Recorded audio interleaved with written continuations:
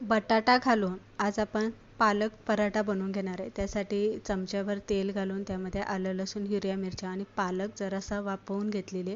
गार झाली की पालक आपल्याला व्यवस्थित त्याची ग्रेव्ही करायची. ओवा घालून जे मसाल्याच्या डब्यामध्ये आपले भाजीला मसाला वापरतो ते सगळे मसाले घालायचे.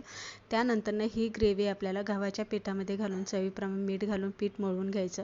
कढईमध्ये 2 चमचे तेल घालून जिरे, मोहरी, हळद, हिंग आणि उकडलेला बटाटा, जे मसाले आपण ग्रेव्हीसाठी घातले तेच घालायचे. कोथिंबीर, मीठ घालून भाजी चांगली परतवून घ्यायची. त्यानंतरनं भाजी गार झाली की छोटे छोटे लिंबा इतके गोळे करून घ्यायचे. पीठ आपलं चांगलं भिजलेले. त्यानंतरनं जशी पुरणपोळीचा उंडा बनवतो अगदी तसंच आपल्याला बटाट्याची भाजी बनवून याचा उंडा करायचा आणि पातळ असे आपल्याला इथे पराठा लाटून घ्यायचा. बघू शकताय गवळा गवळा असताना आपल्याला तो उलटा पालटा करायचा.